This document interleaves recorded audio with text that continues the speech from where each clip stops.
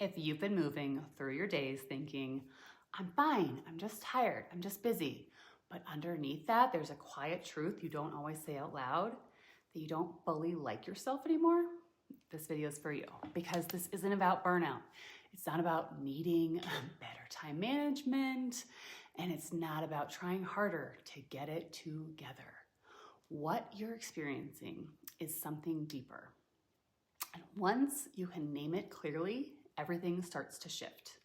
Most women in midlife don't notice the moment they leap themselves. It doesn't happen dramatically.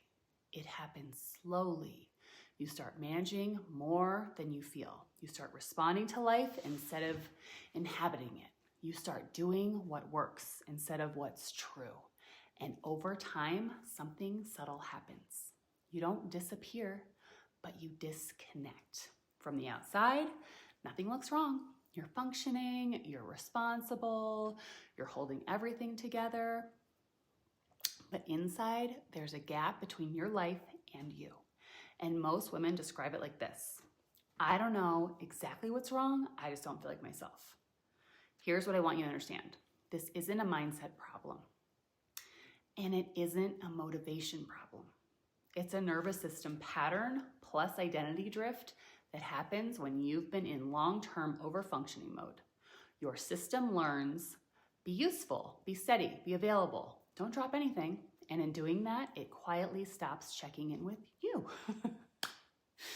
Midlife is where this becomes impossible to ignore because your capacity is still there, but your tolerance for abandoning yourself isn't.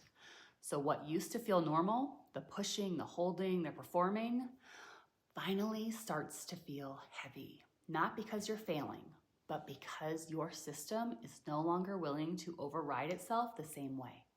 This is often the moment women think, something is wrong with me. I should be happier than this. I don't recognize myself anymore. But what's actually happening is simpler. The strategies that kept you stable for years and years are no longer sustainable. And your body is starting to tell the truth your life has been ignoring. There are really only two ways women respond at this point. One is to double down.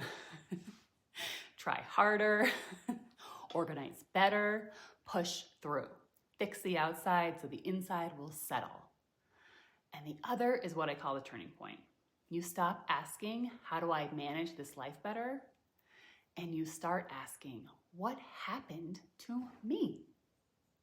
Not in a dramatic way, in an honest way. Because something did happen. You adapted. You learned to override your signals. You learned to stay functional at the cost of feeling connected. And you became incredibly good at it. But now the cost is showing up. Fatigue that doesn't resolve with rest. Anxiety that doesn't match your life on paper. A sense of being present everywhere except inside yourself. And this is where real change begins. Not by fixing your schedule, but by coming back into contact with yourself. This is the work I guide women through in my Come Back to Yourself method. It has 4 steps, not as theory, as a lived reset. Step 1 is to recognize. You name what's actually happening. Not I'm overwhelmed, but I've lost connection with myself while keeping my life running. That shift alone changes what you stopped blaming yourself for. Step 2, release. This is where you interrupt the patterns keeping you stuck. Over-functioning, over-explaining, over-carrying, not by force, but by noticing what you've been trained to override. Step 3, reconnect. This is where most women don't know where to start because it's not about adding more self-care.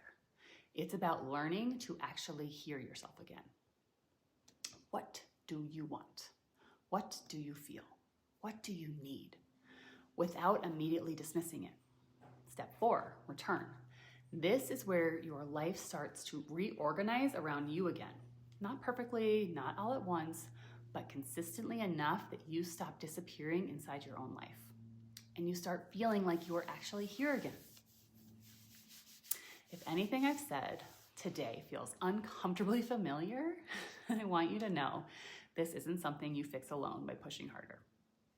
And you're not meant to figure it out all by yourself, thinking your way through it. Overthinking, you can't think yourself out of overthinking. And if this landed, you're not behind.